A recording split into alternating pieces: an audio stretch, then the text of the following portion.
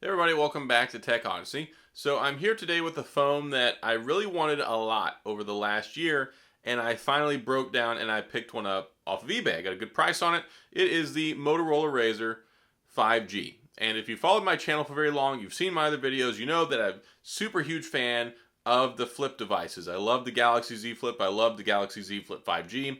I've got the Duo, the Fold 2. I had the Fold. I've got a lot of experience with folding phones, but this one eluded me. The first iteration came out, it was Verizon only. I don't have Verizon service, so that wasn't going to happen, and I really wasn't impressed with the specs. This one, they have stepped it up a little bit. Snapdragon 765, increase in processor performance, and they did a couple other things to it, including 5G, and I think this is a much more solid product, and I'm going to talk about it. I've been really excited about this. I've been using it for several days now, and it has surprised me a lot in a couple of different ways, and I want to talk about it. But before we do that, I do want to say if this is your first time stopping by the channel, thank you for being here. If you enjoy the video, please hit the like and the subscribe button, and the little notification bell if you want updates when new videos come out. Let's talk about the Razer 5G.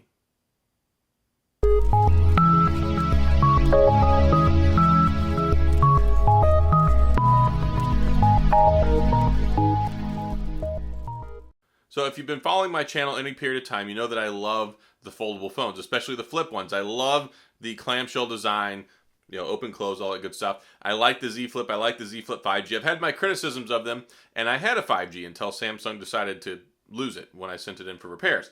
Anyway, whole nother story. But this guy right here, I never had one of the original Razrs, so I don't have like that long history of nostalgia. I know Mr. Mobile absolutely loves this phone. He loved the original Razer. I get it. There's some continuity there.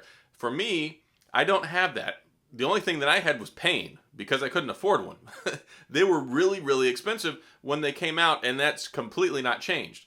These were very expensive when they came out. Very, very expensive, like $1,400 phone. So when I looked at that, and I looked on paper at the Z Flip, in the Z Flip 5G, and you're looking at like Snapdragon 855, 865 plus, talking about having a larger screen, full 1080p, multiple cameras on the back. I mean, there's a lot of different hardware reasons that I was really much more invested in getting a Samsung device as opposed to the Razer.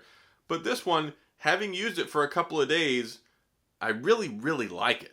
Like, I like it a lot, and I was fortunate enough. This one was an AT&T unlocked one, but I got it on eBay. I popped my T-Mobile SIM card in here. I've had no problems other than just the host of AT&T pre-installed bloatware, because that's what AT&T does. They put all this garbage on your phone, and then they make it really hard to get it off. So I hate you, AT&T. But this one, 2.7-inch screen on the outside. Now, this is actually a functional screen, and what you can do with this, you can actually unlock the phone here with your fingerprint on the back, because that little Fingerprint Sensor has the Motorola logo back there. It's really neat.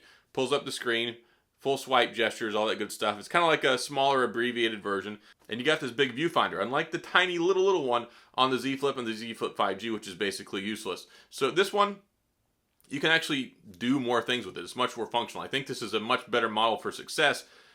Maybe pay attention, Samsung. But this is really cool. I like that.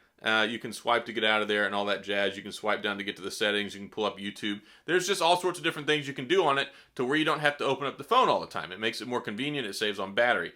Now, with regard to the rest of the phone, it has a clamshell style. Now, the only thing I don't like about this is it's very difficult to open sometimes because it's sealed. It's like right here, they've got this big bump, which is this was on the original Razer phone.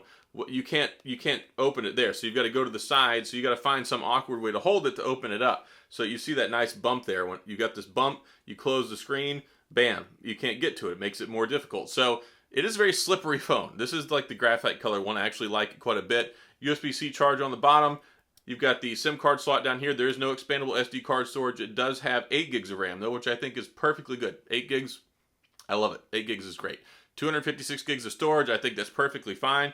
But yeah, you kind of have to hold it and then peel up the side. Like, I really want to put a case on this thing. I'm very, very worried that one of these days I'm going to drop it trying to open it.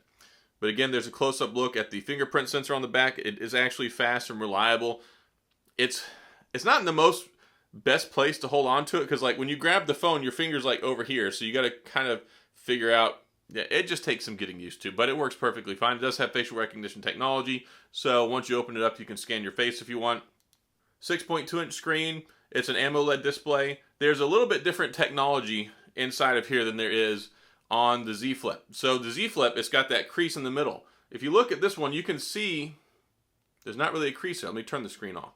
So there's not really a crease there with this one. What happens is when you close it, it kind of puts some slack into the screen and loosens up, and then it kind of folds. So it uses this housing kind of as a protective way to keep the screen from folding in on itself. So you can see there how it kind of dips down. It dips down and kind of extends back, and that way it allows it to not have that crease. So it was problematic with the first iteration of the Razer, and I know people were having problems with getting things underneath the screen, a bunch of popping noises. They have, at least as far as I know, and it seems like in practice, they've kind of fixed things there, but it just has a different folding mechanism. So I do like this because you don't end up with that crease in the middle of the screen. So it is nice. But it does distort the screen a little bit. So whenever you're using it over time, you can see here that this area to this area has like a kind of a different look to it than the much more secure portions up here. And I think it's just because it has a little bit of slack, a little bit of give in it.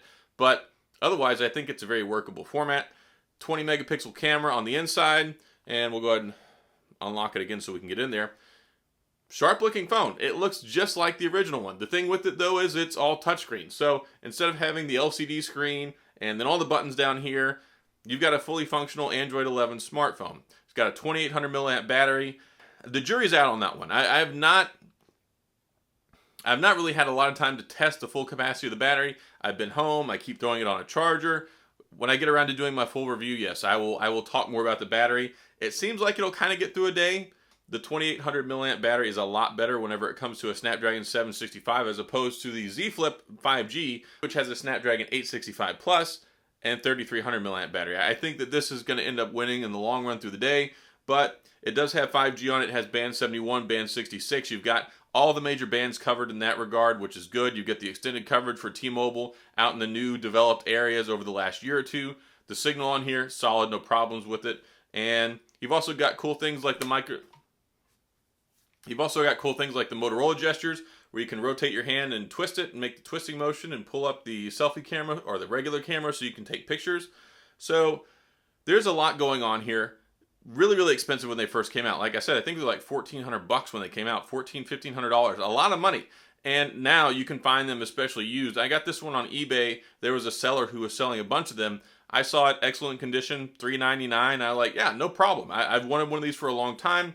This phone is all day long worth $400. And that's one of the great beauties of technology.